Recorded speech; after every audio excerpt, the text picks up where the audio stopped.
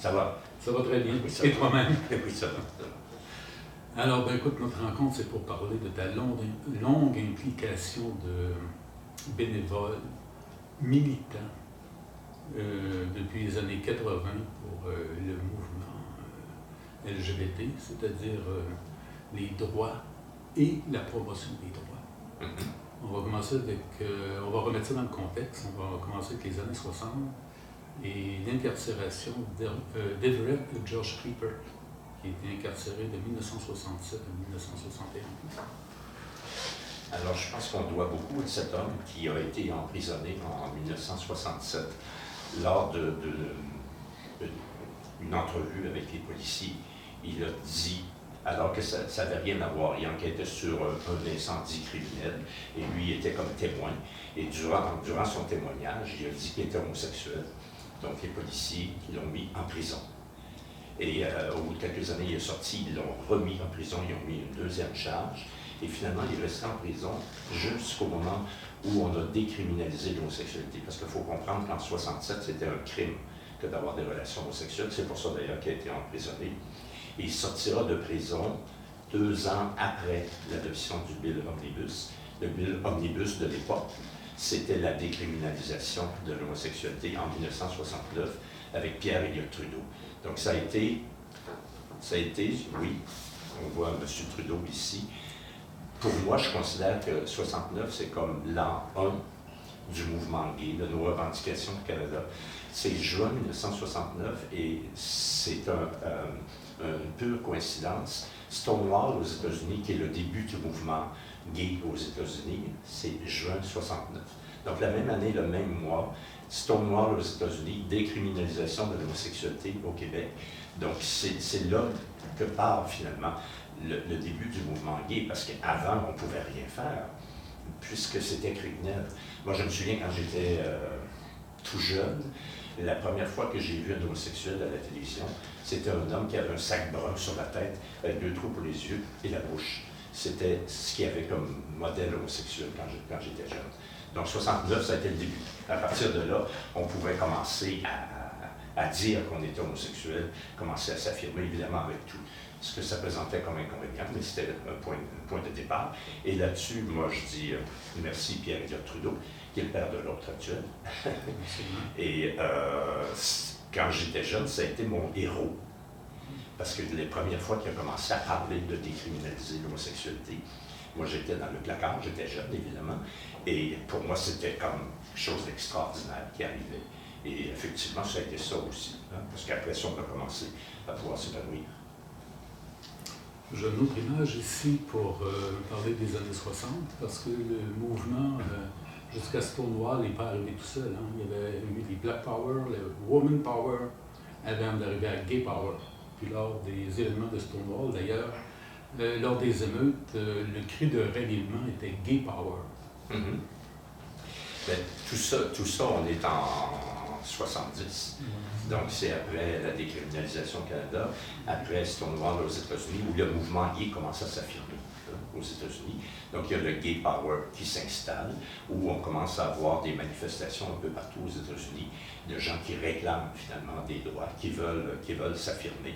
Donc, c'est vraiment de la naissance du mouvement gay finalement au Canada et aux États-Unis à partir de ça. C'était tellement important qu'en 2013,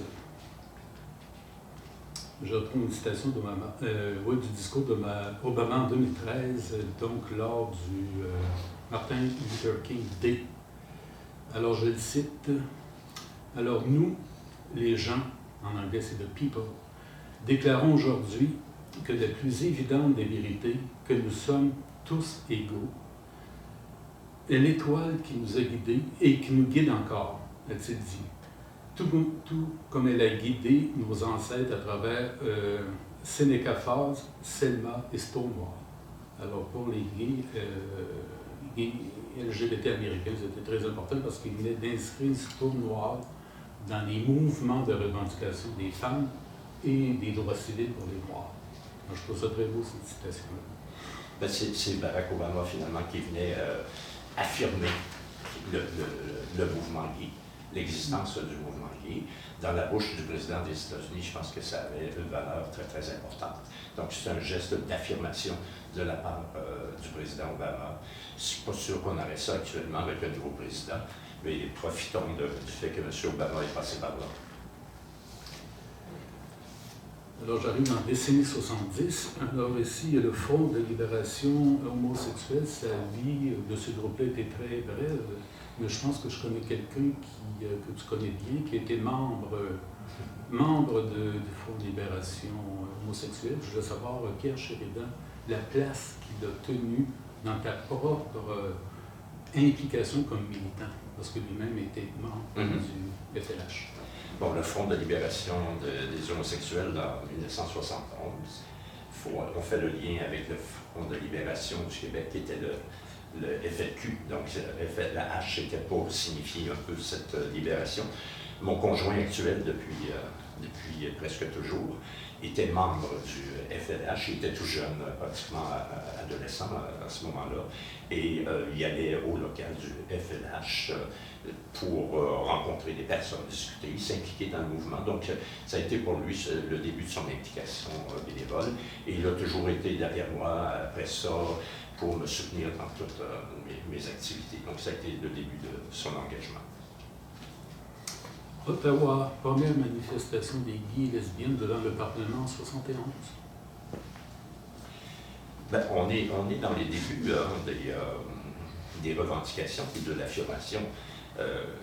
Avant c'était criminel, on ne pouvait pas s'affirmer. Donc, 71, on est comme 2 ans après l'adoption du Bill Omnibus qui décriminalise l'homosexualité. Donc, c'est le moment où, finalement, on voit les premières manifestations, les premiers engagements publics officiels où les gens commencent à sortir dans la rue avec des pancartes et s'affirmer. Donc, c'était devant le Parlement d'Ottawa en 1971. Donc, c'est dans les premiers pas du mouvement gay. Arrive ton implication dans un mouvement, la DGQ, qui est devenue qui a été créée en 79, en 82, la lettre L s'est ajoutée pour donner ADGLQ, mais j'ai lu qu'il y avait presque plus de lesbiennes parce que les lesbiennes étaient parties s'impliquer dans d'autres groupes. Alors ici, on voit qu'ils ont, ici c'est Claude Beaulieu, un des fondateurs, puis ici, ils ont poursuivi la commission scolaire des écoles catholiques de Montréal parce qu'ils ne voulaient pas leur louer un local. Ça, tu m'avais déjà parlé de ça. Oui. Je pense à propos de Guy Écoute. Est-ce que c'est comme ça la même chose avec Guy Écoute? C'était toujours dans nos débuts. Lorsqu'on avait besoin d'une salle pour se réunir, il fallait trouver des locaux disponibles quelque part. On demandait à des écoles où il y avait des locaux libres. On voulait faire une réunion le soir et les écoles refusaient de prêter des locaux à des mouvements gays parce que c'était contre les valeurs. Il faut se souvenir qu'à cette époque-là, c'était la commission catholique des écoles de Montréal. Donc, le mouvement catholique ne concordait pas tout à fait avec le mouvement gay. Donc, il y avait un interdit de se réunir. Il y a eu à ce moment-là la fondation d'un organisme ADGQ, l'Association de la défense des droits des gays du Québec, où se sont joints par la suite les lesbiennes un peu plus tard. Et il y a eu un recours qui a été intenté devant la Commission des droits pour avoir le droit de se réunir. Et par la suite, on a commencé à pouvoir avoir le droit d'avoir une salle. Ça, c'est un souvenir assez présent dans ma mémoire, ces événements-là, où on n'avait pas le droit de se réunir dans des écoles.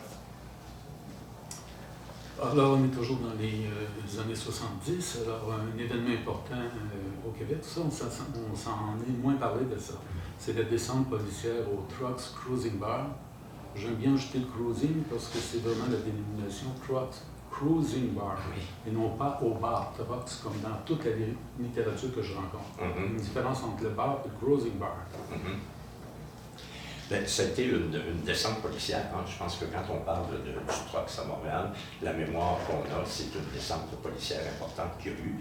Et lors de cette descente, en octobre 1977, il y a eu le lendemain une immense manifestation.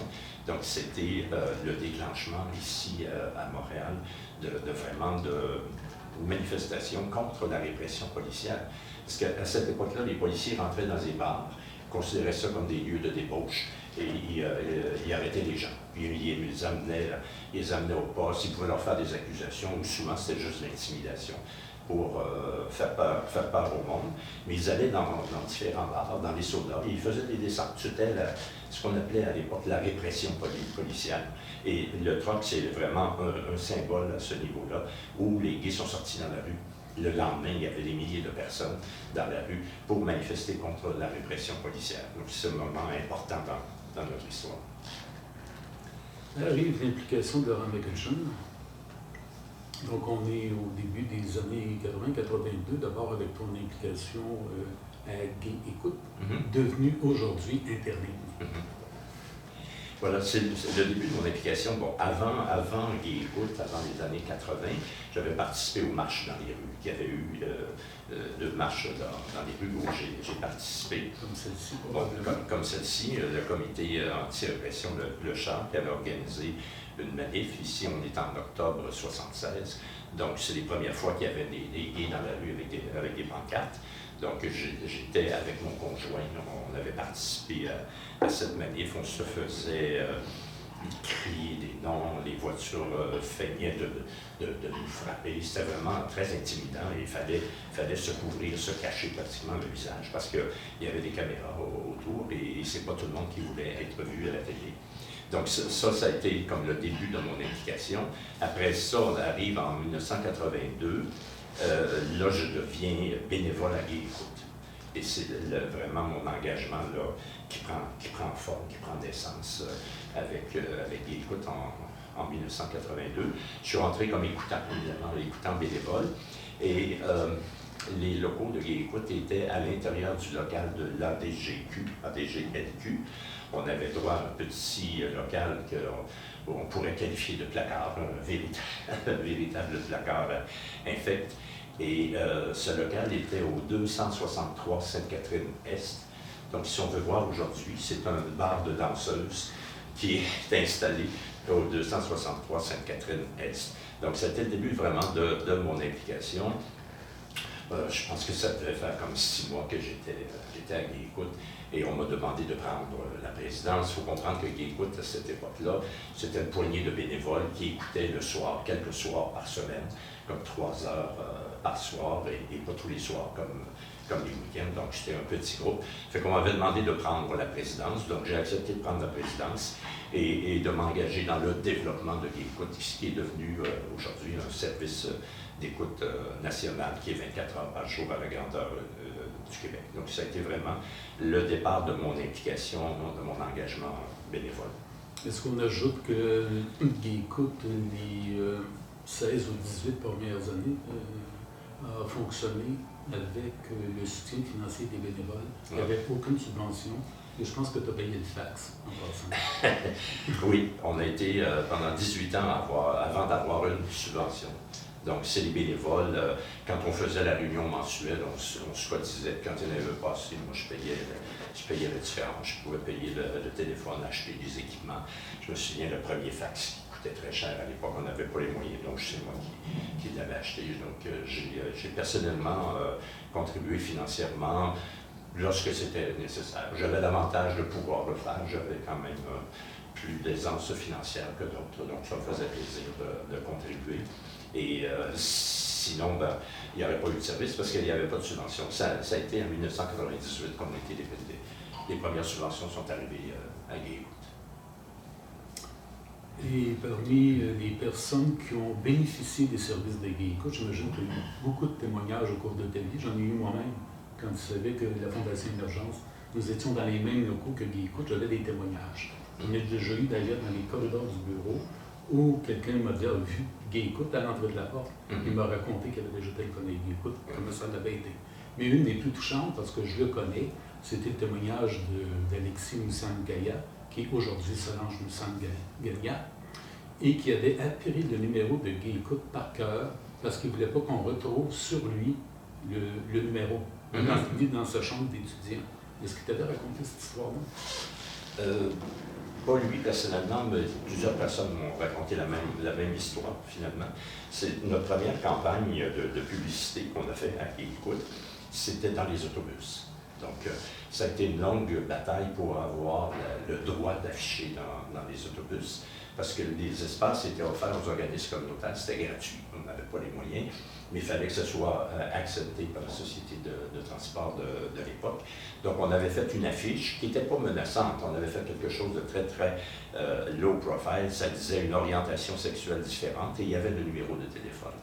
Donc, les gens qui prenaient l'autobus, qui pouvaient voir Gay Écoute avec le numéro de téléphone, donc comme les personnes qu'on mentionne, ont retenu le numéro de téléphone et ont par la suite appelé Gay Écoute. Et c'est comme ça qu'on reçoit de nombreux témoignages de gens qui disent « j'ai appelé à Gay Écoute ». Et par la suite, ça a duré évidemment, et ça dure toujours. Et c'était la première campagne de publicité qu'on pouvait faire à l'époque. J'ajoute que Alexis, en 2004, a cofondé Arc-en-Ciel d'Afrique, qui sont aujourd'hui plus de 200 membres. Une belle histoire. C'est le début des communautés culturelles à Montréal, mais là, il y en a de plus en plus, et je pense que c'est un organisme qui est très important pour les gens qui arrivent ici, d'orientation homosexuelle. Donc, ça leur permet de retrouver des collègues, des gens avec qui ils peuvent partager la même culture. Et ce qui est souhaitable, c'est qu'ils puissent s'intégrer dans la communauté et dans le milieu gay pour ne pas non plus retourner uniquement dans leur communauté d'origine, qui souvent est homophobe à plusieurs égards. Donc, avec une organisation comme ça, ça leur permet de prendre un peu de recul par rapport à leur propre communauté. Ensuite, parmi les premières campagnes de Gay Écoute, une marquante qu'on retrouve d'ailleurs dans des pages de Wiki, c'est celle de Fifi, c'est le nom d'un chien. Alors, la campagne, ici c'est une autre version parce qu'au cours des années, il y a des petits détails qui sont apparus dans la réimpression. Oui, ça a été dans nos premières campagnes marquantes.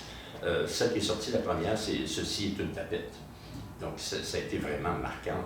Cette campagne-là, qui a plusieurs années, elle circule toujours. Hein? Les gens la commandent encore. Il faut toujours réimprimer du matériel. Parce que c'était vraiment quelque chose de très, très significatif. Donc, on a fait une série qu'on a appelée la série Rose. La deuxième, ça a été Fifi, c'est le nom d'un chien. Donc, avec cette pancarte, cette affiche, on a fait le défilé de la fierté gay.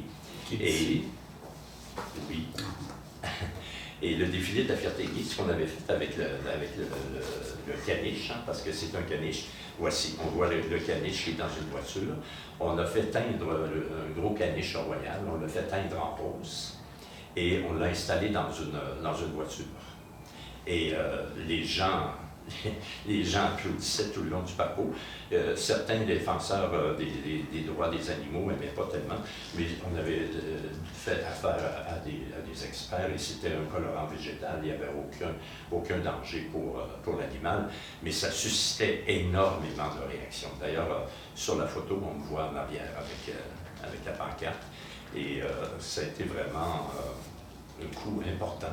Et on voit encore ici la journée communautaire. C'est la table de journée. La journée communautaire où il avait fallu faire disparaître notre caniche parce qu'il y a beaucoup de gens qui s'y opposaient. Mais je me souviens que le magazine L'Actualité, à la fin de l'année, ils font toujours les grands moments de l'année. Et dans le magazine L'Actualité, cette année-là, il y avait une photo avec Fifi dans la voiture décapotable. Ça avait été un événement marquant. Et par la suite, évidemment, dans notre série Rose, c'est poursuivi. On l'a fait avec C'est pas lait. C'est un litre de lait. Donc, c'est un slogan, C'est pas lait.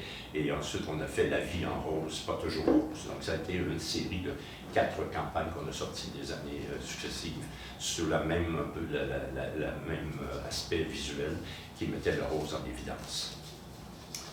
Et de l'année 97, pour la Gay Pride qu'on appelait à l'époque, tu m'as raconté plusieurs choses de parade. Et quand j'ai visionné la vidéo, mais je me suis dit, la plupart se sont passés lors de la Gay Pride 97. Je trouve assez étonnant. Si je mettais tout ensemble ce que tu m'as parlé des Gay Pride, la plupart se retrouvent dans la Gay Pride 97. Alors ici, on a le mariage. Ici, je ne savais pas qui c'était, mais je l'ai lu. Donc, en principe, c'est nos amis Michael Lemprix et René Leboeuf qui avaient défilé en 97 en faveur du mariage. Et oui, évidemment, c'était les premières manifestations là, pour vraiment obtenir les droits de se marier. Et dans le défilé, évidemment, c'était très, très marquant comme événement. Mais il faut se souvenir que ce n'était pas encore acquis le droit au mariage. C'était dans nos revendications et le défilé permettait de faire les revendications. Il y avait eu antérieurement à ça Michel Giroir, qui est très connu, le célèbre vedette, qui avait célébré un mariage, qui n'était pas un mariage officiel parce que ce n'était pas permis. Sauf que comme il était connu et qu'il était dans les médias, partout pendant un certain temps, on a parlé du mariage de Michel Giroir avec son copain qui était M. Tremblay, dont j'oublie le prénom, et ça avait fait vraiment un tabac dans l'ensemble de la société.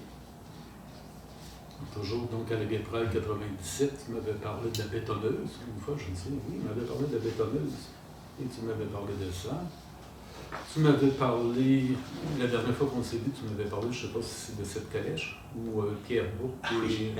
Oui, tout à fait. Oui, oui. Alors, cet événement avec notre ami Pierre Bourque, c'est Gaycook et la Fondation Émergence ont été les premiers à initier l'invitation des personnalités publiques dans le défilé. Donc, on invitait des personnalités publiques, on appelait ça la caravane des personnalités publiques, puis on les installait dans des voitures décapotables. Il y a des années qu'on avait 20 voitures décapotables avec toutes des décorations. C'était vraiment très, très imposant dans le défilé. Et il y avait des gens qui avaient aussi organisé, eux autres, avec une calèche. Et ils sont venus chercher Pierre Bourque, qui était avec nous dans notre contingent. Ils sont venus chercher Pierre Bourque en disant « Venez voir notre calèche ». Et ils l'ont fait installer dans la calèche. Et il s'est assis dans la calèche et il y avait une dame à côté. C'était Gilda. Les jeunes, je ne sais pas, peut-être ça, c'est qui Gilda. C'était le premier personnificateur féminin qui est très, très connu au Québec. Donc, on avait Pierre Bourque et Gilda dans la calèche et le défilé est parti.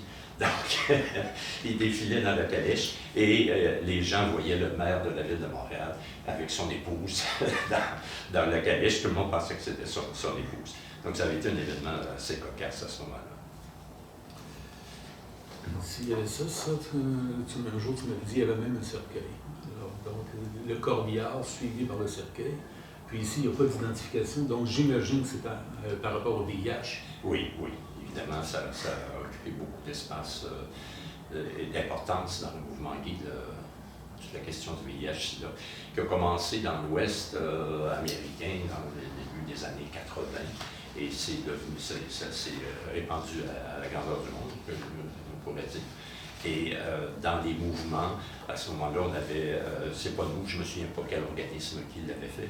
Donc il y avait un corbillard avec un cercueil pour souligner un peu les victimes du sida. Parce qu'il faut comprendre qu'à l'époque, quand quelqu'un avait le sida, c'était une mort assurée en peu de temps. Alors qu'aujourd'hui, maintenant, on a des médicaments, c'est devenu une maladie chronique, ce n'est plus une maladie mortelle comme c'était le cas. Puisqu'on est sur le VIH, on va continuer sur le VIH. Alors, tu es allé faire une entrevue avec Maisonneuve en direct pour défendre le droit des personnes qui allaient tenter une vocation au Grand Séminaire de Montréal, alors que le directeur, qui est Marcel Demers, voulait faire passer des tests du sida à tous les candidats. Oui. Tu avais été des défenseurs de la radio avec d'autres personnes et Demers était sur le plateau d'ailleurs. Il faut comprendre qu'à l'époque, nos principaux opposants au mouvement gay, à la défense de nos droits, c'était l'Église catholique. En dehors de ça, dans la société, il y avait beaucoup de gens qui avaient un peu de difficulté, qui toléraient, qui acceptaient plus ou moins, mais ce n'était pas un mouvement organisé d'opposition. Le mouvement d'opposition organisé, c'était l'Église catholique. Donc, chaque fois qu'il y avait des événements, et on voyait toujours l'Église catholique ressortir. Et il y a eu une conférence de presse à l'archevêché de Montréal où Monseigneur Turcotte était là, entre autres. Et c'était un peu plus tard que l'événement du Grand Séminaire de Montréal. On parlait du mariage. Et les gens de TVA étaient venus me chercher pour que j'aille avec eux les accompagner pour la conférence de presse avec Monseigneur Turcotte. Et quand je suis arrivé là, ils ne voulaient pas me laisser rentrer parce qu'on savait qui j'étais. Donc, finalement, j'ai dû négocier que je pouvais rentrer, m'installer, et je n'avais pas droit de parole. Parce que c'était une conférence de presse, je ne pouvais pas rien dire. Mais j'ai parlé, par exemple, à la sortie. Parce que les médias étaient là, donc à la sortie, ils sont tous venus m'interviewer. Et je me souviens, je pense qu'on pourrait retrouver dans les archives, Le Devoir avait publié Monseigneur Berthollet en première page, avec un visage tellement méchant que ça en était frappant de voir. Et c'était Monseigneur Berthollet, à ce moment-là, qui était le président de l'Église catholique canadienne. Donc, ça a été des grands moments où que ce soit au grand séminaire ou d'autres événements par la suite, où à chaque fois, il fallait toujours se défendre. J'ai fait des émissions de radio, de télévision, où j'avais comme opposant, évidemment, des prêtres qui s'opposaient toujours au mouvement gay. Ensuite, tu as fait appel à des personnalités publiques pour être porte-parole de GayCo et de la Fondation d'urgence, dont Alex Perron. Et il y avait eu des réserves pour Alex Perron. Et ici, je te montre une autre image. Il a fait l'objet d'une exposition cet été à la galerie qui s'appelle le Centre Never Apart. Et l'exposition s'appelait Femme Realness. Donc, il était en vedette sur cette photo-là.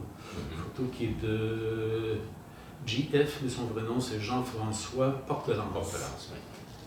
Mais quand on parle de notre ami Alex, c'est un personnage controversé. Quoique aujourd'hui, moi je suis toujours surpris, tout le monde aime Alex Perron maintenant.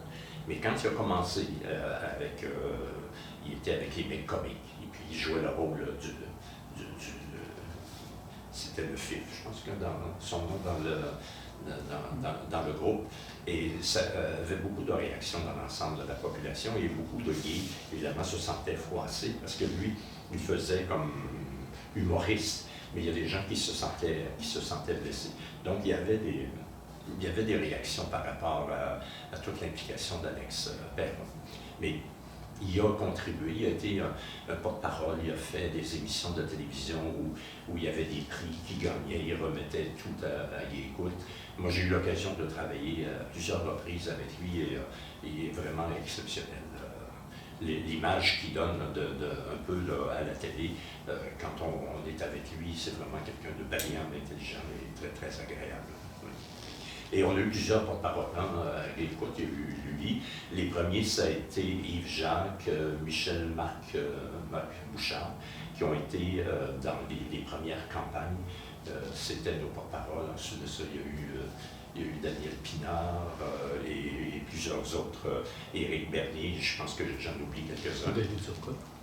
Et Daniel Turcotte, évidemment, pour une campagne en particulier. Donc, c'est des gens qui ont contribué beaucoup à faire connaître, à faire rayonner, parce qu'il faut comprendre que quand on n'a pas de budget pour faire des campagnes de publicité, il faut créer des événements. Si on crée un événement qui attire les médias, et là on parle de nous. C'est la seule façon de faire parler de nous, donc il faut créer des événements. Ensuite, tu as eu à cœur le suicide chez les jeunes gays, et tu es allé chercher une subvention pour Mort au Fif, la rédaction de Mort au Fif. Oui. J'ai eu une implication assez longue et continue pour tout le dossier du suicide. Avant même qu'on parle de recherche, quoi que ce soit, je me souviens que c'est dans les années 70, il n'y avait pas de suicide-action à Montréal, il n'y avait pas de recherche, il n'y avait aucune recherche qui parlait d'homosexualité et suicide. Et le gouvernement du Québec avait chargé un professeur, le professeur Grégoire de l'Université de Montréal, de faire une recherche bibliographique sur tout ce qui s'écrit sur le suicide en vue de faire un plan d'action au Québec. Et j'étais allé rencontrer le professeur Grégoire pour lui demander de vérifier, pour voir la relation qu'il pouvait avoir entre le suicide et l'homosexualité, parce que moi j'avais cet instinct qu'il y avait une relation. Et quand il a publié sa bibliographie, il n'a rien trouvé. Il n'avait absolument rien trouvé. Il avait fait une recherche à grandeur du monde et il n'y avait personne qui avait parlé qu'il pouvait avoir une relation entre le suicide et l'homosexualité. Par la suite, est arrivée une première recherche dans l'Ouest canadien, je pense que c'est M. Tremblay qui avait fait une recherche, et il commençait à établir une relation. C'est que, à ce moment-là, j'ai rencontré Michel Doré, qui était chercheur, pour lui proposer de faire une recherche sur cette thématique-là au Québec. Et c'était impossible d'avoir du financement du gouvernement du Québec. Parce qu'à tous les niveaux, au ministère de la Santé et des Services sociaux, on niait qu'il pouvait y avoir une relation homosexualité et suicide. Dans les faits, ils avaient, je dirais, entre guillemets, raison, parce qu'on ne se suicide pas parce qu'on est homosexuel. Donc, quand ils disaient ça, c'est vrai. Sauf qu'ils oubliaient un lien entre les deux. Les homosexuels en difficulté tombent dans un état dépressif. Et quand on est en profonde dépression, là, on passe au suicide. Mais au ministère de la Santé et des Services sociaux, ils ne voulaient pas passer par la dépression. Ils disaient, homosexualité, suicide, ça n'existe pas.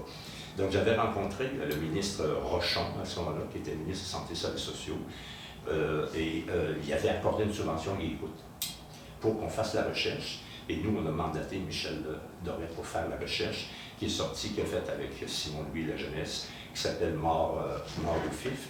Et on a commencé à ce moment-là au Québec de parler de suicide et d'homosexualité. Et c'était vraiment le tout début. Et par la suite, j'avais rencontré le ministre de la Santé et des Services sociaux, qui était M. Couillard, un petit peu plus tard, pour lui parler de santé mentale et de suicide.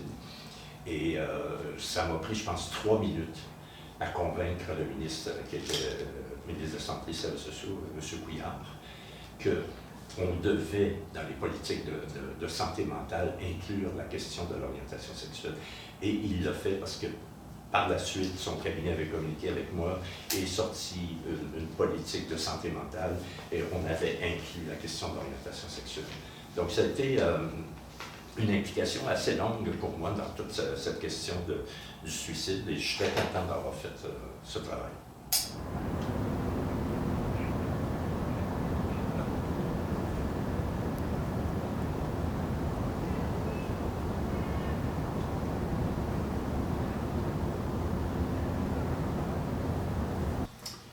Alors, arrive 2000, la création de la Fondation Émergence, la Fondation de Gay Écoute. Voilà. À l'aube de l'an 2000, arrivait finalement l'égalité juridique, hein, parce qu'on était vraiment dans le débat pour la reconnaissance des conjoints qui devaient nous amener vers le mariage. Donc, voyant venir l'égalité juridique, je me disais, bon, il faudra bien parler de l'égalité sociale aussi.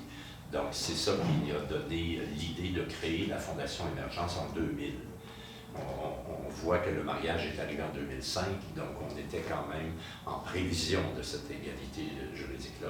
Donc, la Fondation Émergence a été créée pour faire de l'éducation, de la sensibilisation, pour que la lutte contre les préjugés, finalement, et la lutte contre l'homophobie, c'était vraiment le but de la création de la Fondation Émergence en 2000.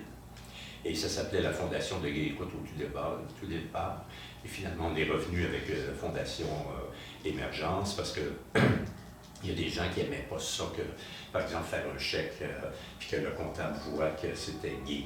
Donc, on avait enlevé, finalement, pour ne pas faire peur au monde. Ça ne fait pas un siècle, là, on est en l'an 2000 et déjà.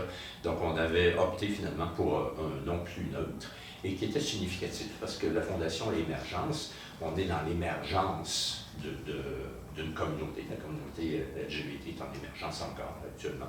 Donc, la Fondation Émergence, ça semblait refléter vraiment la réalité.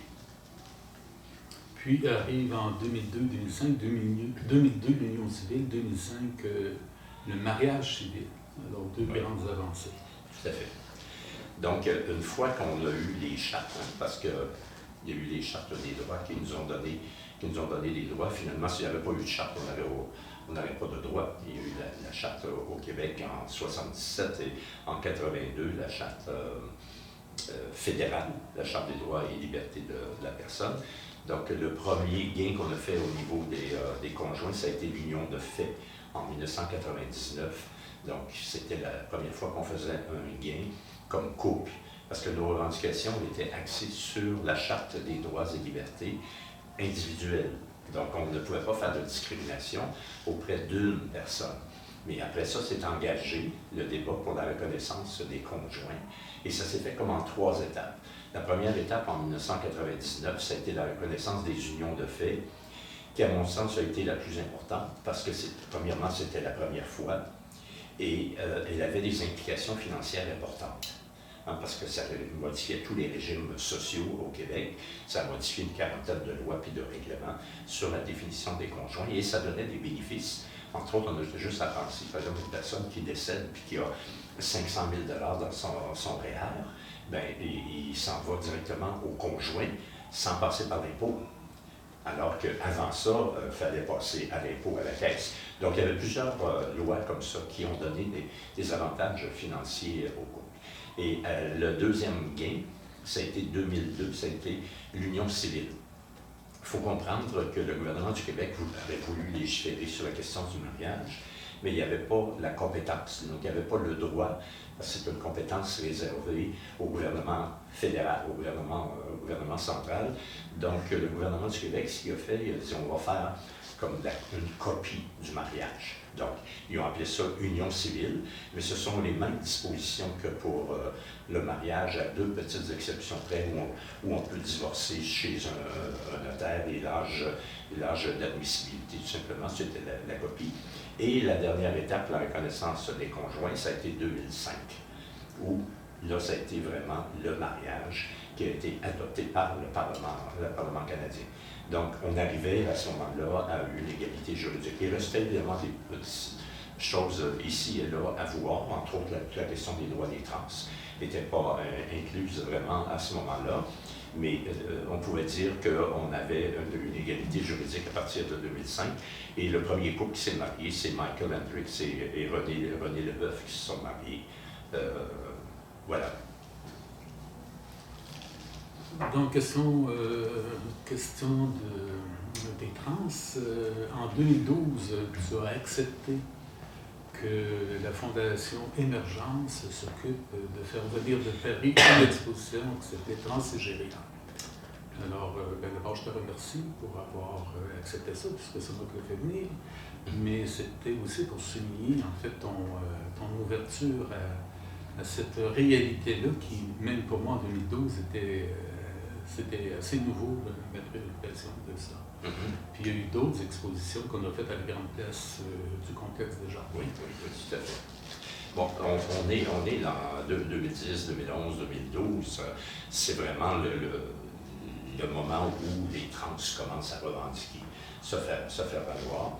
Et nous, à la Fondation Émergence, évidemment, on était toujours axés sur l'homophobie. Mais à partir de ce moment-là, en acceptant de présenter les expositions que tu as montées, ça permettait à la Fondation de commencer à s'ouvrir sur la réalité des trans. Donc, on n'a pas modifié tout de suite nos objectifs, ça demeurait la lutte à l'homophobie. Mais pour nous, lutte à l'homophobie signifiait aussi que ça incluait les personnes trans. Parce que quand on fait la définition, on incluait toujours les personnes trans. Donc ça a été le début de l'ouverture de la Fondation qui finalement est arrivée à modifier éventuellement ses objectifs pour mettre homophobie et transphobie. Ça a été un moment important, je pense, pour les trans, ces expositions. Et ensuite, une autre mise sur pied importante, c'est toujours en 2012, c'est la création du RAH. Le registre des actes homophobes, il n'y a personne qui répertorie les actes homophobes à nulle part au Québec. Moi, j'ai été inspiré de ça par ce que font les communautés juives qui répertorient chaque fois qu'il y a un acte antisémite qui se passe dans un pays à quelque part. Ils ont un registre, tout est documenté et c'est inscrit. Il y a eu un acte à tel endroit, dans tel pays, un acte antisémite. Puis, connaissant cela, je me suis dit pourquoi on ne ferait pas la même chose.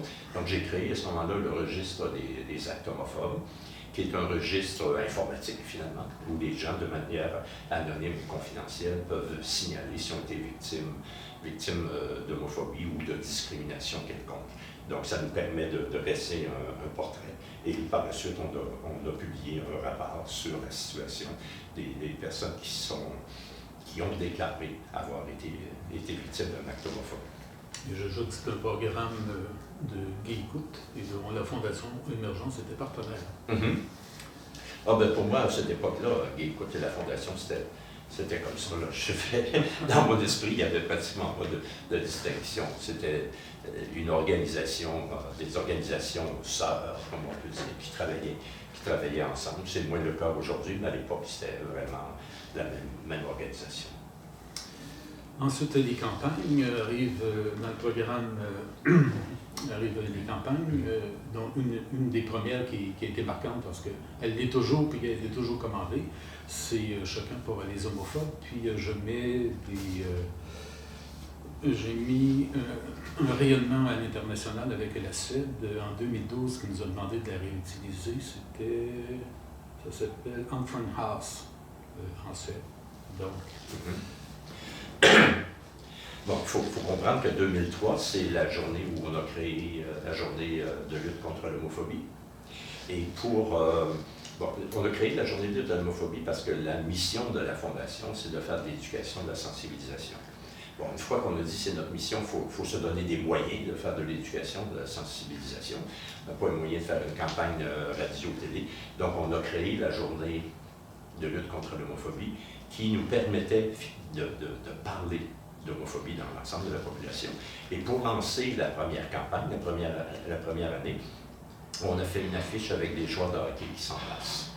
Et quand on connaît la situation du sport professionnel, des sports d'équipe particulièrement, de voir deux hommes qui s'embrassent avec finalement la reconnaissance et qu'on les voit en joueurs de hockey, ça a fait énormément de réactions dans l'ensemble des médias. Ça a fait suffisamment de réactions pour que le journal La Presse publie en première page, couleur, une photo qui représente nos affiches. À ce moment-là, on me voit installant des affiches au mur et de la tolérance à l'acceptation, c'était le thème de la campagne à ce moment-là. Donc ça a été un moment marquant et ça rayonne encore. Après toutes ces années-là, l'affiche est toujours actuelle. On la demande encore, on la publie toujours et elle est dans différentes langues aussi. Alors en 2017, on en a une autre qu'on appelle notre best-of. Oui, les best-of. La campagne bébé. On appelle la campagne bébé. Oui. Donc après ça, on faisait des campagnes évidemment à muette. À chaque année, on avait une campagne avec une nouvelle thématique et on essayait de couvrir un peu toutes les thématiques qui nous concernaient, que ce soit le monde de l'éducation, de la santé, l'homoparentalité. On avait toujours des thématiques différentes. Et on a fait une campagne avec un bébé naissant. Parce que le bébé naissant à l'hôpital, il y a un bracelet, le bracelet d'hôpital, et sur son bracelet, c'est marqué homosexe. C'est pas marqué homosexualité parce qu'on ne voulait pas aller jusque-là, mais tout le monde comprend bien qu'est-ce que ça signifie. Et la thématique, c'est on ne choisit pas son orientation sexuelle. Donc ça voulait dire, ne cherchez pas pourquoi on est homosexuel, on ne choisit pas. On ne choisit pas plus d'être homosexuel que d'être hétérosexuel. Ça a été la campagne qui a connu aussi un énorme succès, qui a été reprise, entre autres, en Italie. Et on a eu des commentaires de l'Église catholique en Italie qui s'étaient opposés. C'est un groupe gay en Italie qui a repris notre campagne, qui l'ont faite en italien, évidemment. Et le clergé italien s'était fortement opposé au fait qu'on utilise un enfant pour faire ces campagnes-là. Donc ça a été une campagne qui a eu beaucoup de rayonnement en Roumanie, à plusieurs endroits à travers le monde, et elle demeure toujours actuelle. C'est encore une campagne qu'on peut diffuser n'importe quand, qui est toujours aussi actuelle qu'elle l'était à l'époque en 2011. Ensuite, on a eu la campagne Stop, qui ça aussi a eu des réserves sur l'utilisation de la seringue. Mais l'Université libre de Bruxelles, de Belgique, ULB, l'Université libre de Belgique l'a repris en 2010 dans une exposition qui soulignait ses 175e anniversaire d'existence. Et le titre de l'exposition était « Pas ce soir, chérie ». Et elle a fait l'objet aussi dans un livre qui a été publié après, la même année. Notre affiche est là pour souligner le fait que l'homosexualité n'était plus une maladie. Oui. Donc, c'est ça. L'idée, c'était de dire que ce n'était pas une maladie. Nos campagnes, on remarquera que beaucoup de nos campagnes suscitent beaucoup de réactions. Et, moi, ma définition d'une campagne qui a du succès, c'est si on la met au mur, puis qu'on passe dans le couloir, si on l'a vu, c'est un succès. Si on a passé devant, qu'on ne l'a pas vu, c'est un peu simple. Donc, pour attirer l'attention, il faut toujours avoir une image un peu provocante. Sinon elle reste au mur, les gens ne la voient pas, elle n'est pas reprise dans les médias. Donc, cette campagne-là avait été critiquée parce que les gens n'aimaient pas l'idée de la seringue. Hein. On voit une main avec une seringue, puis ça dit « l'homosexualité n'est pas une maladie ». Et le fait qu'elle soit critiquée, mais ça me fait parler dans les médias, puis ça fait rayonner la campagne. Moi, en tout cas, c'est ma conception des choses, c'est que si on n'en parle pas, finalement, la campagne ne rayonnera pas beaucoup. Donc, la preuve, c'est qu'elle a été reprise dans différents pays, en Belgique et ailleurs. À ce moment-là, elle a été reprise à quelques fois. Ensuite, passe la création du prix lutte contre l'homophobie, dont la première récipiendaire était Jeannette Bertrand. Voilà, avec la création de la journée de lutte contre l'homophobie, qui est devenue aujourd'hui une journée internationale, on remet un prix. C'était le prix lutte contre l'homophobie. Donc, la première campagne 2003, donc le premier prix 2003, et on avait choisi de remettre le prix à Jeannette Bertrand, qui a contribué de façon significative au Québec pour la connaissance de l'orientation sexuelle. Les premières fois qu'on a parlé d'homosexualité à la télé, qu'on a vu des gays assis autour de la table, c'était autour de la table de Jeannette Bertrand. Donc, elle a eu une contribution très, très importante, et c'est pour ça qu'on lui avait décerné le prix la première année en 2003. Deuxième prix, l'abbé Raymond Gravel, qui... je voulais que tu soulignes qu'il avait dévoilé son homosexualité lors du prix Arc-en-Ciel 1999. Ouais. Donc, c'est la deuxième année qu'on remettait le prix. Il faut se souvenir que l'abbé Gravel était un prêtre qui prenait position en faveur de l'homosexualité. Ce qui était assez révolutionnaire, parce qu'on sait que l'Église catholique était contre l'homosexualité. Et lui, il était prêtre et il défendait les homosexuels, il prenait position pour l'homosexualité. Et il est allé jusqu'à faire son coming out à un moment donné pour dire qu'il était lui-même homosexuel. Donc ça a été un moment aussi important dans la connaissance de nos droits. Par la suite, il faut se souvenir qu'il a même été député à la Chambre des communes. Il a été élu député avec le Bloc québécois. Après, il est revenu en pratique de sa pratique paroissiale. Prix lutte contre l'homophobie et la transphobie. La transphobie était ajoutée en 2014, 2016. Justin Trudeau. Voilà, notre ami Justin, qui est le fils de l'autre. Hein? On se souviendra que Pierre Elliott était pour moi un héros. Et j'avais comme beaucoup d'affection aussi pour le fils, que j'ai connu même avant qu'il soit élu député. Je l'avais rencontré dans différents événements et il avait toujours été sympathique, il l'est encore. Il prend position ouvertement pour toute la défense des droits des personnes LGBT. Donc on lui a remis le prix en 2016 et il est venu le chercher.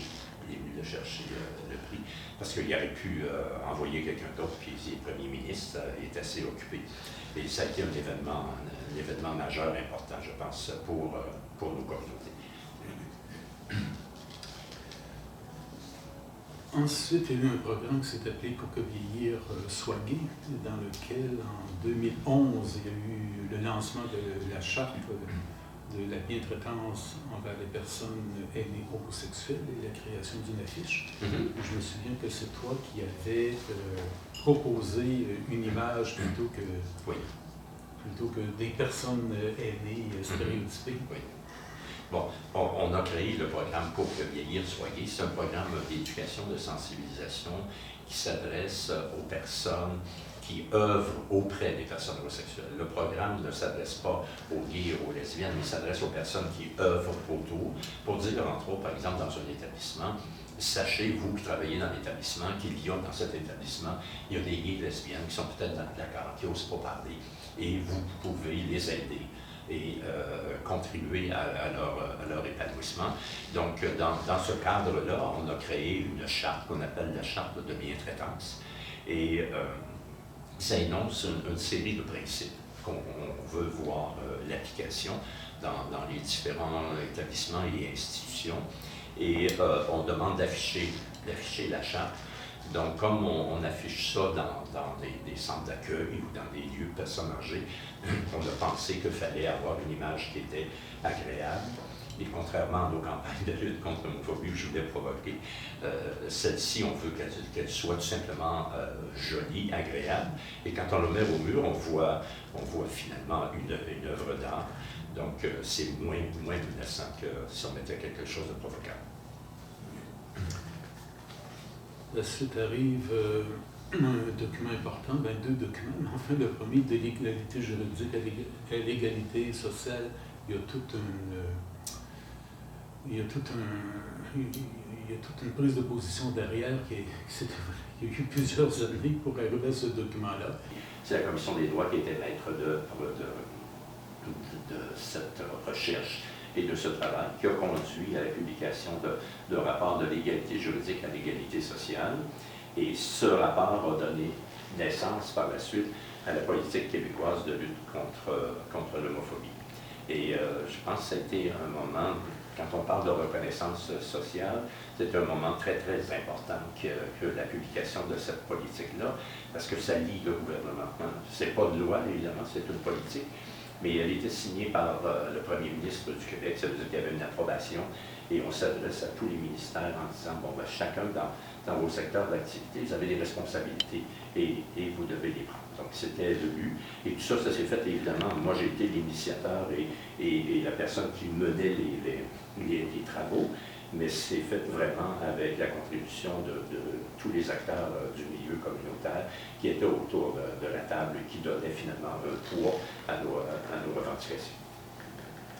Alors, Laurent, on entre dans une section plus personnelle. Tu avais été invité par Saint-Pierre, la paroisse Saint-Pierre-Apôtre de Montréal dans le cadre de la Journée internationale,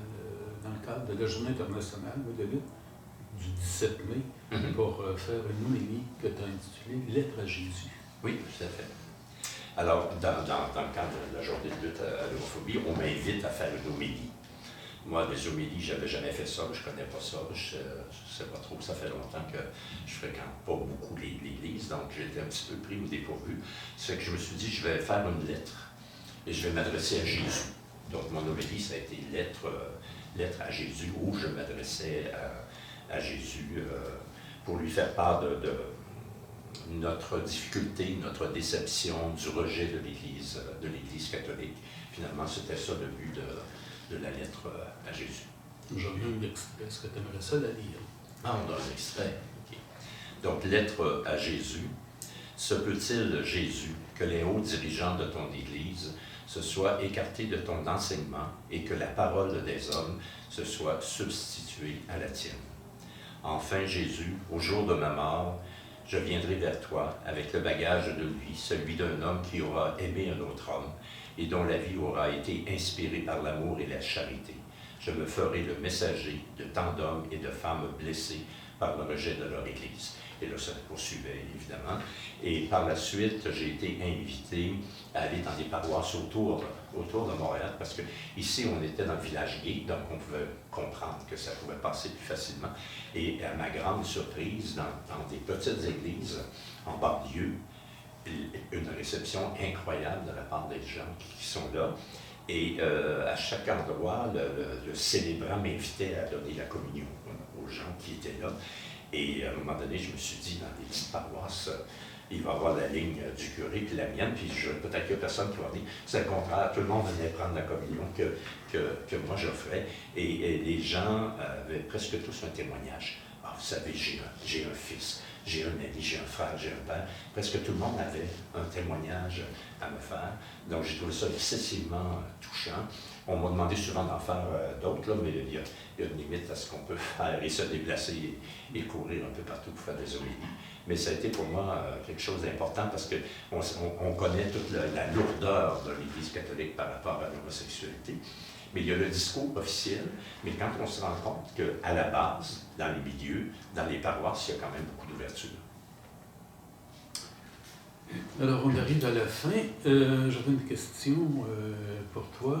Je vais te dire comme ça, en tant que militant, quelle serait ta plus grande déception? Et, bien sûr, c'est une très grande satisfaction. En tant que militant, ta plus grande déception? La plus grande déception qui pourrait arriver, ce serait un désengagement de la part du milieu communautaire et qu'on fasse un recul par rapport à tous les droits qu'on a obtenus. Il faut comprendre que tous nos droits découlent des décisions des tribunaux. C'est pas vraiment le législateur qui a été en avance, sauf 69 pour la décriminalisation. Tous les droits des conjoints, en particulier, c'est des décisions des tribunaux qui sont allées jusqu'à la Cour suprême. La Cour suprême est composée de juges nommés par le gouvernement, mais on pourrait s'imaginer que dans un avenir lointain, que si on nommait des juges conservateurs, qu'on pourrait revenir puis reprendre des décisions. On voit aux États-Unis actuellement, là, il y a un nouveau juge conservateur, puis s'il y en a d'autres à un moment donné, ça peut faire un recul. Donc ça, c'est quelque chose qu'il faut prendre au sérieux, au cas où ça pourrait nous arriver aussi. Ce serait vraiment une très grande déception. Ma grande satisfaction, évidemment, c'est de voir le chemin parcouru. Je n'aurais jamais cru pouvoir voir, moi, de mon vivant, la possibilité de se marier et que je puisse un jour me marier moi-même. Et c'était pas envisageable, il y a 30 ans, de penser que ça arriverait. Et c'est arrivé. Donc ça, c'est une immense satisfaction pour moi. Et il faut souhaiter que le milieu communautaire va demeurer présent et actif. C'est sûr qu'il y a un très grand changement dans le milieu communautaire, alors qu'on était uniquement dans l'époque du bénévolat. Maintenant, on assiste à une professionnalisation, comme c'est arrivé dans tous les autres secteurs. C'est pas particulier, c'est l'effet normal du développement des institutions. On commence par une phase qu'on appelle charismatique, où c'est le développement par des bénévoles, par l'engagement, et par la suite, c'est repris en charge par des professionnels. Donc, ça nécessite du financement gouvernemental. Donc, j'espère que ça va continuer et que ça va s'accentuer. Et le développement futur va être entre les mains, en grande partie, de tous les professionnels qui travaillent dans les organismes communautaires, évidemment animés par certains bénévoles. Puis, quelle serait la question qu'on poserait aux prochaines générations s'ils veulent travailler pour apporter la bonne réponse? Il faudrait qu'ils se posent la bonne question. Ce serait qu'est-ce qu'il y aurait à... Il devrait se pencher sur quoi, une prochaine génération? Moi, je pense qu'on a connu une évolution dans nos droits. Au début, moi, quand j'ai commencé, on parlait de la tolérance. D'ailleurs, notre première campagne, c'était de la tolérance à l'acceptation. Tolérer, moi, je pense que c'est pas une vertu. Je veux pas de famille qui me tolère, je veux pas des amis qui me tolèrent, je veux qu'on m'accepte comme tel. Et on commence maintenant à comprendre que la tolérance, c'est pas suffisant. La tolérance, c'est mieux que l'intolérance, parce qu'on a connu l'intolérance, la tolérance et l'acceptation. Et maintenant qu'on est rendu à l'acceptation, le prochain pas qu'il reste à faire, c'est l'inclusion. Parce que l'inclusion, ça veut dire qu'on ne sera plus différent. Actuellement, il y a un mouvement LGBT qui réclame sa place dans la société. Mais l'inclusion totale, on devrait être dans la société sans avoir à s'identifier. Je suis gay, je suis lesbienne, je suis trans. L'inclusion, ça veut dire qu'on aurait notre place, notre droit de vivre comme tout le monde dans l'ensemble de la société.